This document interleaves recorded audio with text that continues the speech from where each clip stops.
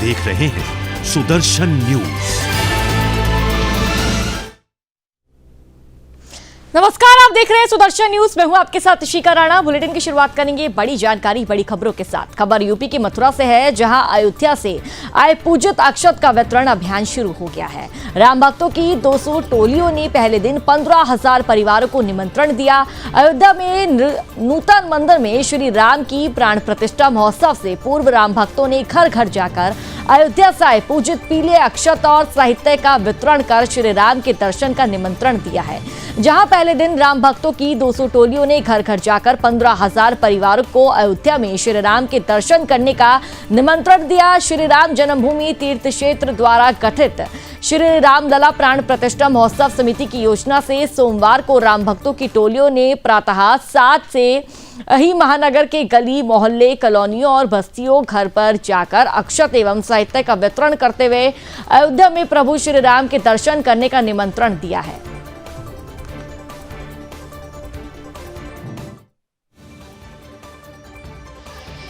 मर्यादा पुरुषोत्तम प्रभु श्री राम की जन्मभूमि पर पौष शुक्ल द्वादशी 22 जनवरी को होने वाले प्राण प्रतिष्ठा महोत्सव से पूर्व श्री राम जन्मभूमि तीर्थ क्षेत्र द्वारा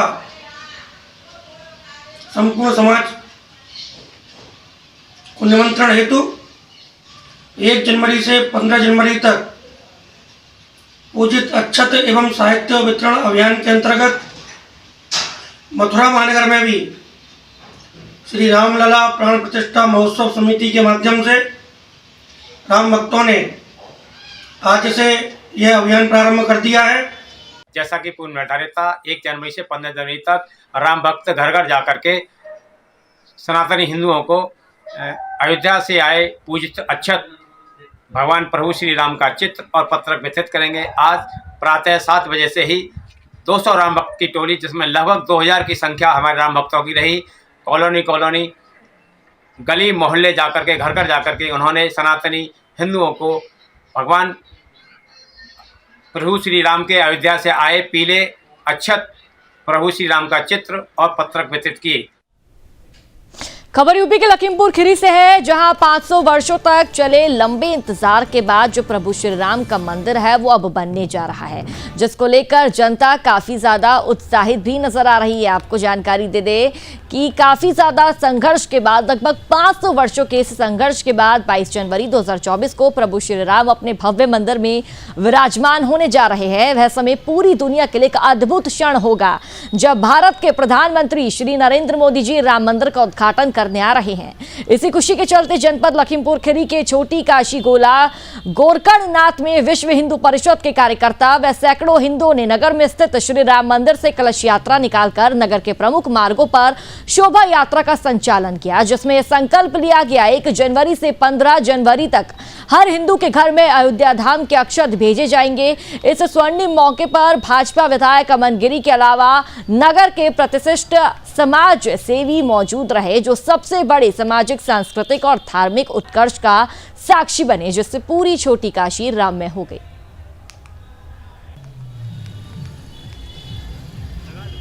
ये विश्व हिंदू परिषद का जो है ये अक्षत कलश योजना यात्रा है। इस यात्रा के अंतर्गत पूरे देश में भगवामय और राम मंदिर का जो बन रहा है उसको अभियान को प्रारंभ किया गया है। 1 तारीख से 15 तारीख तक प्रत्येक हिंदू के घर में अक्षत पहुंचाए जाएंगे और इस अभियान के माध्यम से पूरे भारत में हिंदू जागरण किया जाएगा और विश्व हिंदू परिषद पूरे देश को भगवामय करेगा। आज आप देख रहे हैं जनपद लखीमपुर खीरी के छोटी काशी गोला गोकर्णनाथ में कलश यात्रा निकल रही है। काफी सैकड़ों की संख्या में यहाँ पे श्रद्धालु यहाँ पे मौके मौजूद हैं। आप देख सकते हो विश्व हिंदू परिषद के द्वारा यहाँ पर आज कलश यात्रा निकाली जा रही है। मैं चाहूंगा अच्छी तरह से, कैमरामैन से कहूंगा कि अच्छी तरह से दिखाने का प्रयास करें। आप देख सकते हो कितने धूमधाम से लोग नाच रहे हैं, गा रहे हैं। अच्छी तरह से पूरा कलश यात्रा निकाली जा रही है। पूरा देश आज राममय हो गया है, जहाँ पूरा देश आज 500 वर्ष बाद भगवान राम का आगमन आज हुआ है। पूरा देश आज जो है चल रहा है, पूरा देश एक साथ में चल रहा है। आप देख सकते हो यूपी के चंदौली में सदर सीओ रहे रामवीर सिंह का झांसी तबादला हो गया, जहां एसपी ने मिस्टर डिपेंडेबल की उपाधि से सम्मानित किया है उन्हें। पुलिस लाइन में दी गई भावभीनी विदाई भी दी गई उन्हें और वहीं मौके पर सुदर्शन की टीम मौजूद रही। खबर जनपद चंदौली से है, जहां सदर क्षेत्राधिकारी रहे रामवीर सिंह का झांसी तबादला हुआ है। जानकारी दे दें कि अपराधी को सजा दिलाने से ज्यादा उसे सुधारने की दिशा में ख्याति प्राप्ति खाकी के सिपाही की कहानी ही अलग है। जब कोई मुद्दा पुलिस महकमे के उच्च अधिकारियों को सुलझाना पड़ता हो तो वहां करमवीर की भूमिका सीओ रामवीर सिंह ही निभाते थे।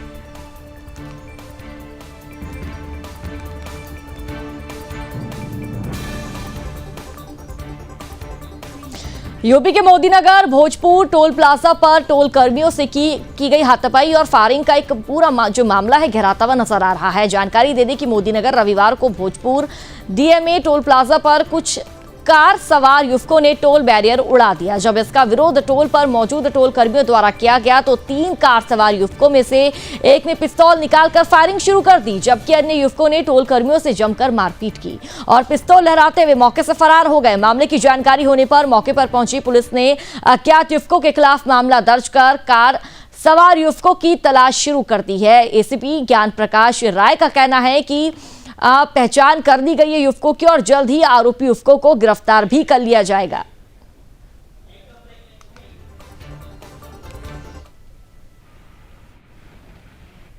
दिनांक 21 दिसंबर 2023 को थाना भोजपुर क्षेत्रांतर्गत भोजपुर टोल प्लाजा की एक कर्मचारी द्वारा थाने पर यह लिखित सूचना दी गई कि दिनांक 30 दिसंबर 2023 की रात्रि लगभग 12:45 पे एक कार सवार 3 व्यक्ति थे जो टोल प्लाजा का बैरियर अनाधिकृत रूप से पार कर जाने का प्रयास कर रहे थे। जब टोल कर्मियों द्वारा उन्हें रोका गया तो उनके द्वारा टोल कर्मियों से मारपीट की गई तथा हवाई फायरिंग भी की गई। सूचना के आधार पर थाना भोजपुर पर स्वतंत्र धाराओं में तत्काल अभियोग पंजीकृत किया गया तथा अभियुक्तों की शिनाख्त करने का प्रयास किया जा रहा है। एक अभियुक्त की शिनाख्त हो गई है, शीघ्र ही अन्य की शिनाख्त कर उनकी गिरफ्तारी सुनिश्चित की जाएगी। प्रकरण में अग्रिम विधान। खबर यूपी के मोदीनगर से है, जहां निवाड़ी थाना क्षेत्र में कंपनी के पैसे हड़पने की नीयत से कलेक्शन एजेंट ने अपने साथियों संग मिलकर फर्जी लूट की साजिश रची। मोदीनगर के निवाड़ी थाना क्षेत्र में पुलिस द्वारा लूट की फर्जी घटना दर्शाकर रुपए गबन करने की कोशिश करने वाला कलेक्शन एजेंट व उसका साथी उनको गिरफ्तार कर लिया गया है, जिसके कब्जे से पुलिस ने 70,000 से अधिक की नकद राशि बरामद की है। एसपी मोदीनगर ज्ञान प्रकाश राय ने जानकारी दी। फिलहाल इस पूरे मामले में आरोपियों को अरेस्ट कर लिया है और आगे की जांच पड़ताल की जा रही है।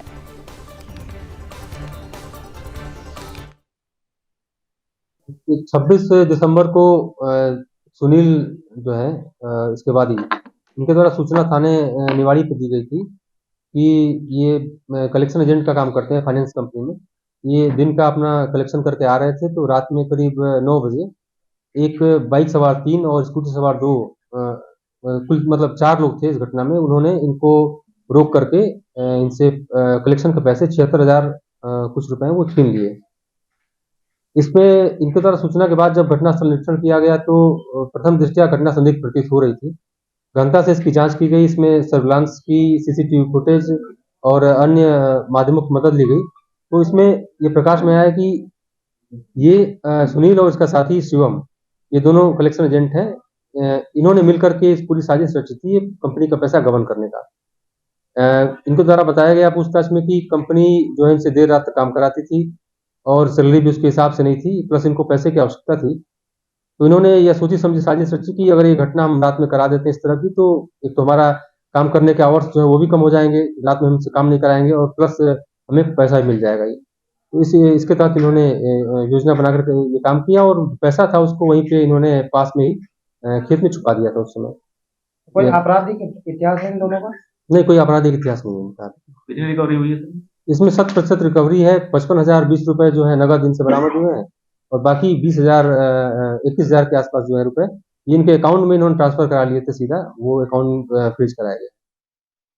बात करते हैं मध्य प्रदेश के धार की, जहां परिवहन एक्ट में संशोधन के बाद नए नियम का विरोध सड़क पर शुरू हो गया है। चालकों द्वारा बुलाई गई हड़ताल के कारण ट्रक और बस संचालन बंद है। इस कारण आम लोगों को खासा दिक्कतों का सामना करना पड़ रहा है। रोजाना सफर करने वाले यात्री परेशान हो रहे हैं। धार जिले भर में हड़ताल का असर देखने को मिल रहा है। मुंबई आगरा राष्ट्रीय राजमार्ग सहित इंदौर अहमदाबाद राष्ट्रीय राजमार्ग पर चालकों ने ट्रक खड़े कर रास्ते बंद कर दिए हैं। साथ ही छोटे वाहनों को भी निकलने से रोका जा रहा है। ऐसे में विवाद की स्थिति बनी हुई है। धार बाईपास पर वाहनों का लंबा जाम लग रहा है। इस कारण वाहनों की आवाजाही भी लगभग बंद करवाई गई है।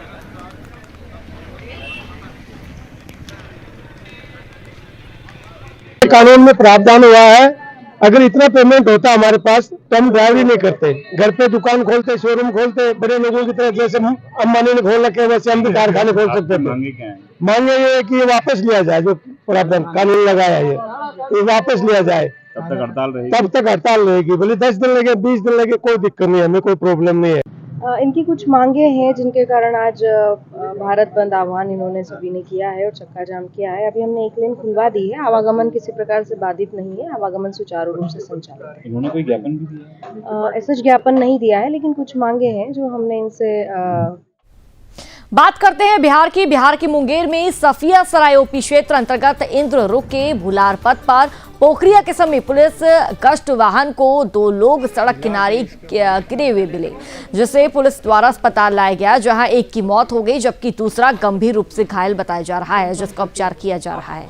मृतक के चेहरे पर बारूद और बाई आंख के समीप छेद देखकर अंदाजा लगाया जा सकता है कि अपराधियों ने गोली मारकर उनकी हत्या की है। मृतक और घायल की पहचान बेलन बाजार कृष्णा रोड निवासी 45 वर्षीय सौरभ सुमन उर्फ अजीत यादव के रूप में हुई है, जो प्रॉपर्टी डीलिंग का कार्य करते हैं। तो वही हत्या की सूचना अस्पताल पहुंचे रवि परिवार जनों को रो रो करके उनका बुरा हाल हो गया। जैसे परिवार को इसकी जानकारी मिली वैसे परिवार अस्पताल पहुंचा और परिवार के लोगों का रो रो कर बुरा हाल हो गया। तो मृतक की पत्नी ने बताया कि शैलेंद्र शर्मा और अजीत यादव दरहरा के भलहार स्थित मुकुल सिंह के साथ मिल प्रॉपर्टी डीलिंग का कार्य करते थे। फिलहाल पुलिस इस पूरे मामले में जांच पड़ताल कर रही है और ये पता लगाने का प्रयास किया जा रहा है कि आखिरकार इस हत्या के पीछे किसका हाथ है। देखिए, आज शाम को करीब 7:30 बजे एक मैसेज आया था कि 2 आदमी 112 पे ये 2 आदमी जो लालखां और भल्लार को जोड़ता हुआ जो सड़क है वहाँ पे पड़े हुए हैं। मध्य प्रदेश के टीकमगढ़ में देर रात्रि में सूबेदार ने एक बस पर कार्रवाई की और साथ ही 10,000 का जुर्माना भी लगाया। बता दें कि गुना हादसे के बाद पुलिस और परिवहन विभाग अपनी जिम्मेदारी निभाने में दिखाई दे रहा है। इसके चलते ट्रैफिक विभाग के द्वारा सूबेदार आर पराशर द्वारा बसों की चेकिंग की गई, जिसके चलते उनके द्वारा एक ट्रैवल्स की बस को रोका गया और कार्रवाई की गई है। ट्रैवल्स जो कि टूरिस्ट परमिट पर बताई जा रही है और सवारियों को ले जाने का कार्य कर रही है, इसके चलते उस पर कार्रवाई की गई है। इसके साथ ही परमिट के अनुसार भी कार्रवाई की जा रही है। तो वही कार्रवाई निरंतर यूं ही जारी है।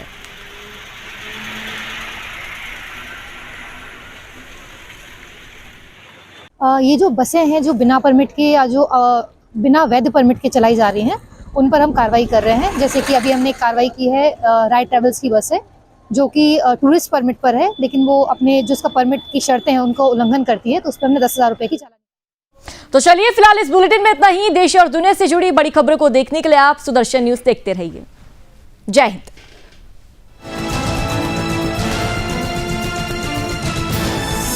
आप देख रहे हैं सुदर्शन न्यूज।